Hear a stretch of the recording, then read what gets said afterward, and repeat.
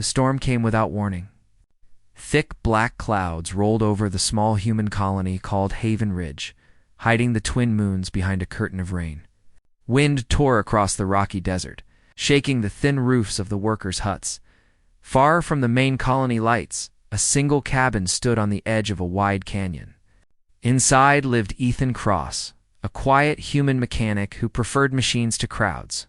He fixed broken shuttle engines, built water pumps, and repaired anything the colony brought him. People said he was a good man, but distant. He spoke little, smiled rarely, and lived alone since the war ended 5 years ago. That night, he worked late in his small workshop, the sound of rain echoing on the roof. A flickering lamp cast a weak light over his tools. He wiped grease from his hands and sighed, thinking about nothing in particular, just the usual silence. Then something strange caught his attention. A small shape moved outside, between the flashes of lightning. At first, Ethan thought it was just a scrap of metal, or maybe a wild animal seeking shelter. But when he stepped closer to the window, he saw it again, a figure struggling through the mud. Collapsing every few steps, he hesitated only a moment before grabbing his coat and flashlight. When he opened the door, the cold wind hit him hard, carrying the smell of wet sand and electricity. He walked out into the storm, boots sinking into the mud. "Hello?" he called out, his voice nearly lost in the thunder. "Is someone out there?" There was no answer, only the rain. Then his light found the shape, again small, fragile, shaking. As he got closer, he saw the truth. It was a girl, but not a human one. She had long, wet hair, a pair of fox-like ears drooping from exhaustion, and a tail heavy with rainwater. Her clothes were torn, almost just rags, and her bare feet were cut from the stones. Ethan stopped, surprised. He had seen aliens before during the war, but never one like her. Her golden eyes glowed faintly, even in the dark, filled with fear and confusion. She looked like she wanted to run, but her legs gave out, and she fell to her knees. He ran forward and caught her before she hit the ground. Her body was cold, trembling. She looked up at him weakly, unable to speak. "Hey, easy," Ethan said softly. "You're safe. I'm not going to hurt you." The girl's lips moved, but the words were broken, like static. Her small translator device around her neck sparked, clearly damaged. She tried to say something again, but only a weak sound came out. Ethan didn't wait. He lifted her gently in his arms and carried her back to his cabin. She was light, too light, as if she hadn't eaten in days.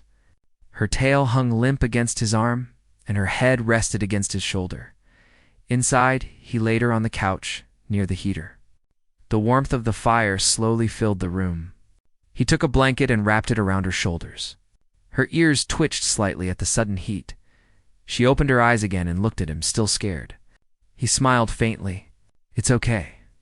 You're safe here." He went to make soup from nothing fancy, but warm and gentle. When he returned, she was sitting up, holding the blanket close, watching him with a mix of fear and confusion. "Hungry?" he asked, holding out the bowl. She hesitated, but nodded slowly. Her hands shook as she took it. She sniffed it first, then took a small sip. The warmth seemed to surprise her. She looked up at him again, eyes wide, so she couldn't understand why he was helping. Ethan sat across from her, trying to speak slowly. "My name is Ethan," he said, pointing to himself. "Ethan," she blinked, then pointed weakly at herself. "El Lyra," she whispered through the damaged translator.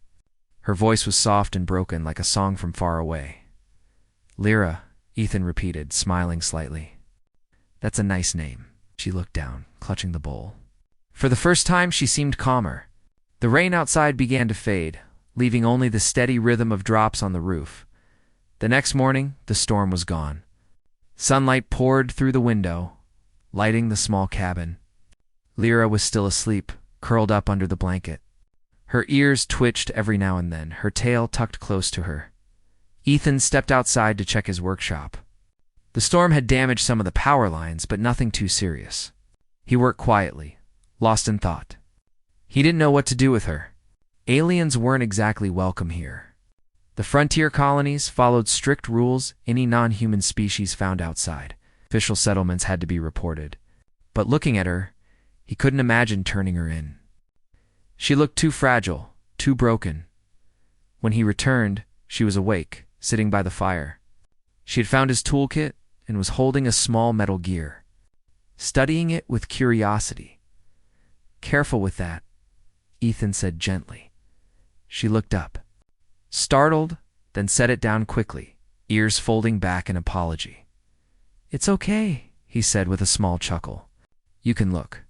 I just don't want you to cut yourself." Her translator sparked again, letting out a few words.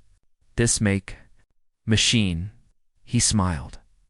"Yes, machines." Lyra nodded slowly, repeating the word. "Machine." She pointed at the broken device on her neck. "Machine. Broken." Ethan crouched beside her. "May I?" he asked, pointing to the translator. She hesitated, then nodded. He took it gently, opened it with a screwdriver, and started repairing the wires. She watched every move closely, fascinated by his steady hands. After a few minutes, the small light on the device blinked green. He handed it back. "Try now." She pressed the button and spoke softly. "Thank you." Ethan, the voice came through clear this time. Hearing her say his name made him smile. "You're welcome." From that day, a quiet routine began. Lyra stayed in the cabin, helping him in small ways. She handed him tools, cleaned parts, and learned words, little by little. She was shy, always keeping a bit of distance. But her eyes grew brighter each day. She didn't talk much about where she came from. Once Ethan asked gently, "Where's your family?" And she looked away. "Gone," she said simply. He didn't ask again. A few weeks later, while buying supplies at the colony market, Ethan overheard two traders talking near a hover truck. "Did you hear?" One said. "Another Foxen village wiped out by pirates." "Nothing left, Foxen?" Ethan asked quietly. "Yeah," the man replied. "Those fox-eared people from the outer belt? The war ended, but not for them. Some say only a few survived." Ethan's stomach tightened. He realized what that meant. Lyra might be one of the last of her kind. When he returned home, he found her sitting near the window, staring at the setting sun. She turned as he entered, smiling faintly. But he could see something in her eyes, a deep sadness, like she already knew. That night, he sat by the fire while she slept. He thought about sending a message to the authorities. Maybe someone could help her find safety. But part of him feared what they might do if they found her. To them, she would be an unregistered alien, not a person. He sighed and whispered to himself, "What am I supposed to do, kid?"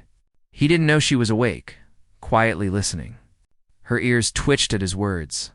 She heard the word authorities and felt fear rush through her heart. In her past, authorities meant soldiers who burned her village, took her people, and left her alone. When the cabin went quiet, she stood up and quietly opened the door. Cold wind rushed in, and she stepped out, barefoot into the night. Hours later, Ethan woke up and realized she was gone. Panic hit him fast. He grabbed his coat and flashlight again, running into the dark. The rain had started once more, softer this time, but enough to wash away footprints. He searched near the canyon, shouting her name. "Lyra, Lyra, where are you?" There was no answer, only the wind and the distant rumble of thunder. Then he saw a faint glimmer near the old wreckage field. He ran toward it and found her sitting on the ground, soaked and shivering, clutching a small metallic charm shaped like a crescent moon. Her translator was broken again, and her eyes were full of tears. Ethan knelt beside her. Hey, it's okay," he said, placing his coat around her shoulders. "Why did you run away?" She looked up, her lips trembling. "You send me away," she whispered through the broken device. Ethan's heart tightened. No, I'd never do that." She shook her head. "Humans, take my people." He closed his eyes for a moment, realizing what she must have thought. He touched the charm in her hands. "This was yours?" She nodded slowly. "Mother's, all I have." Ethan sat beside her in the mud. The rain fell softly around them. "Lyra, I'm sorry. I didn't mean to scare you." She stared at him, uncertain. "You're safe here," he said again, more firmly. "No one's going to take you. Not while I'm around." His voice shook slightly, but every word was true. For a long moment, she said nothing. Then she leaned against him, tired and weak. Her head rested on his shoulder. He felt her breathing slow down. He gently picked her up again and carried her back to the cabin. The firelight greeted them warmly, and he placed her near it, covering her with fresh blankets. Her tail curled close around her as she drifted into sleep. Ethan sat nearby, watching her, wondering how something so small and fragile could survive so much. As dawn arrived, soft light filled the room. Lyra opened her eyes and saw Ethan still awake, half asleep in his chair. She whispered softly then, "I stay." He blinked and looked at her. "If you want to," he said. Her ears lifted slightly, the faintest smile forming on her face. "I stay," she whispered again, before closing her eyes. Ethan watched her for a long time. He didn't understand why, but something deep inside him felt lighter. Maybe it was the sound of her breathing, or maybe the feeling that, after all the empty years, his cabin finally felt like a home again. Outside, the rain stopped sea. Morning came slowly to Haven Ridge. A thin line of sunlight slipped through the dusty window of Ethan Cross's cabin, cutting across the workbench and the sleeping girl by the fire. Lyra's chest rose and fell softly under the blanket. Her fur-tipped ears twitched at every creak of wood. But she didn't wake. Ethan poured himself a cup of bitter colony coffee and watched her. The small cabin had never looked so alive. Her tools lay beside his, and one of his spare shirts hung from a chair where she had left it to dry. It felt strange. For years the room had been silent, only the sound of machines. Now there was breathing, humming, warmth. When Lyra awoke, she smiled shyly. "Good morning." "Ethan," she said, her words slow but clearer than before. He nodded. "Morning, kid. You sleep okay?" She nodded again, tail swaying a little. "Warm, safe." He smiled at that word. "Safe. Yeah, you are." Days passed. Life fell into a gentle rhythm. Lyra helped Ethan with small tasks, sorting spare parts, cleaning engine filters, fetching water from the purifier. She learned quickly. Whenever he explained how something worked, she listened with wide eyes, then repeated each word until she remembered it. Sometimes she would hum while working, soft tunes from her lost world. The sound filled the workshop like sunlight after rain. Ethan never interrupted. He just listened. At night, they ate together near the fire. She told him pieces of her past in broken human words. Her home on a forest moon, her people who lived in trees and sang stories to the stars. Then her voice would fade when she reached the part about the war. Ethan never pushed her to continue. One night she asked, "Why you live alone?" He looked into the fire. "Because I lost too many friends," he said quietly. "The war took them. After that, I didn't want to lose anyone again." She tilted her head. "Now, you have me." Ethan's chest tightened. He gave a small smile. "Yeah, now I have you." Her ears perked happily and she whispered, "Good."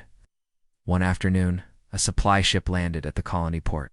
Ethan rode there on his old hoverbike to trade spare parts for food. He planned to return before sunset. Lyra stayed behind, sweeping the floor and feeding the fire. While she worked, she heard a loud hum overhead, a strange engine, heavier than Ethan's. She stepped outside and saw a gray patrol ship circling the canyon. Its lights flashed blue. On its side were the words Colonial Bureau, Sector 9. Fear froze her. She remembered that emblem, humans in black armor, the same group that once searched her village. She ran back inside and hid behind the workbench. Trembling an hour later, Ethan returned. He saw the ship too, hovering far away near the ridge. His stomach sank. He hurried inside. "Lyra?" She jumped out from hiding and ran to him, clutching his coat. "Soldiers," she whispered. Same as before." He rested his hands on her shoulders. "They're just patrols. Maybe routine check, he said, though he didn't believe it. She shook her head. They find me. Take me, Ethan exhaled slowly. Then they won't find you. He guided her to a trap door under the floorboards, a small storage pit for spare fuel cells. Stay down there if they come. Don't make a sound, okay? Lyra nodded, eyes wide with fear. Minutes later, heavy knocks shook the door. Ethan opened it just a crack. 2 officers in dark uniforms stood outside, rain dripping from their helmets. Evening One said, "We're checking for unregistered alien refugees. Got reports of movement near this area." Ethan forced a calm tone. "Just me here. Been working on engines all week." The taller officer looked past him into the cabin. "Mind if we check?" "Go ahead." Ethan stepped aside. They searched under the bed, behind the tools, even opened storage boxes. Lyra held her breath below the floor, her heart racing. She could hear their boots thudding above her, metallic click of scanners. After several tense minutes, one officer sighed. "Nothing here." Ethan crossed his arms. "Told you. Just a mechanic." The officers nodded and left. The sound of engines faded into the distance. When silence returned, Ethan lifted the trapdoor. Lyra crawled out, shaking. He helped her stand. "It's over," he said softly.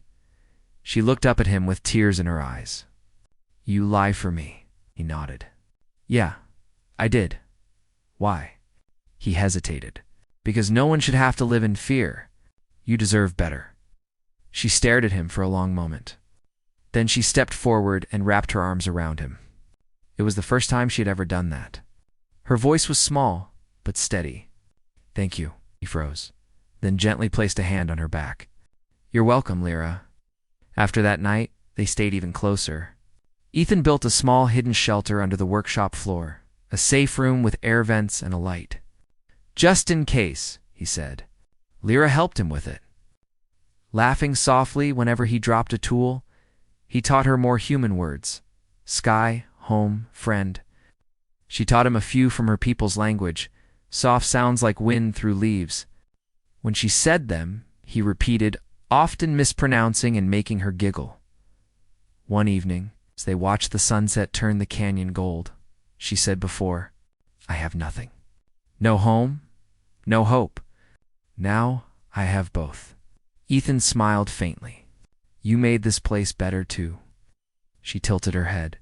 "Better." He nodded. "Yeah, brighter." She blushed slightly, ears twitching. "Then I stay." "Long time?" "Stay as long as you want." Weeks passed peacefully until the day a message came through the colony network. Ethan's old comm unit buzzed with a priority signal from the Bureau. "Attention citizens of Haven Ridge. Any knowledge of surviving Foxan species must be reported immediately. Harboring one is a criminal offense." Ethan turned off the signal and stared at the wall. His hands clenched. When Lyra entered the room carrying a pot of stew, she noticed his face. "Bad news?" He hesitated. "They're searching for your people again," her tail lowered. "Then I go." "You safe?" Ethan stood quickly. "No, you're not going anywhere." She shook her head. "They hurt you if find me." He stepped closer. "I'll deal with that when it happens." "I'm not losing you." She looked up, eyes shining with emotion. "Why you care so much?"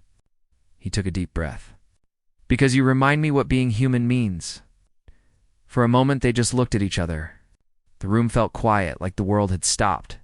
That night, as they sat near the fire, Ethan told her stories about Earth, blue oceans, tall forests, the smell of rain. Lyra listened, eyes wide.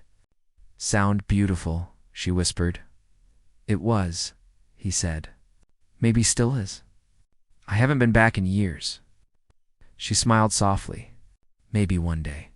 We go there." He laughed lightly. "You'd like that?" She nodded. "I want to see sky of your home." He looked at her for a long moment, then said quietly, "Then one day we will." 2 days later, disaster struck. A drone patrol scanned the canyon and detected unusual heat signatures near Ethan's cabin. Within hours, a Bureau ship landed outside. Armed soldiers surrounded the area. Ethan saw them through the window. "They're here," he whispered. Lyra's eyes filled with fear. what we do. He handed her a small pack. Go through the back tunnel. It leads to the canyon caves. Stay hidden there until I come. She shook her head violently. No, you come too. I'll distract them, he said firmly. They'll think you ran somewhere else. Tears gathered in her eyes. You promise? I promise. She hesitated, then ran into the tunnel as he closed the hidden door behind her. Seconds later, soldiers burst in. Ethan Cross, step aside. Ethan raised his hands. What's this about? We know you're hiding an unregistered fox and female, the captain said. You're wrong, Ethan lied calmly. There's no one here. They searched everything again, tearing open crates, overturning shelves. They found the trap door, but nothing inside. The captain scowled. If we discover you're lying, mechanic, you'll lose this property. Ethan met his gaze. Then you better find something first. After an hour they left, frustrated. Ethan waited until the ships were gone, then ran to the canyon caves. He shouted softly, Lyra. From the shadows came her trembling voice. Ethan. He found her hiding behind a rock, clutching her pack. Dirt streaked her face, but her eyes brightened the moment she saw him. She ran into his arms. You came, she whispered. Of course I came. They sat by the cave entrance as night fell. The stars shimmered above them, brighter than ever. Lyra looked up. So many stars, she murmured. Each one. Story, Ethan smiled. Maybe one of them is yours. She turned to him. And one is yours. He laughed softly. Maybe they're the same star. She tilted her head. Same, yeah, he said. Because we're looking at it together. Her ears lifted and she smiled. A real bright smile he had never seen before. For the next week, they lived in the caves. Ethan brought supplies from the cabin when it was safe. Lyra helped build a small fire and decorate the stone walls with glowing crystals she found. Despite the danger, they laughed, cooked simple meals, and watched the night sky. One evening she asked, You tired of running? He nodded a little. She looked thoughtful. Then no more run. We find new place far away. Where? He asked. She pointed upward. Other worlds. You have ship pieces. We fix. Ethan blinked. You mean build a ship? She nodded seriously. You fix engines. I help. He stared at her, small, determined, glowing in the firelight. Then he smiled. All right, Lyra. Let's build a ship. It took weeks of hard work. They scavenged parts from old wrecks near the canyon and used Ethan's workshop tools at night when no patrols flew overhead. Lyra learned fast, crawling inside holes, tightening bolts with her nimble fingers. Whenever they grew tired, she whispered encouragement. We finish. We.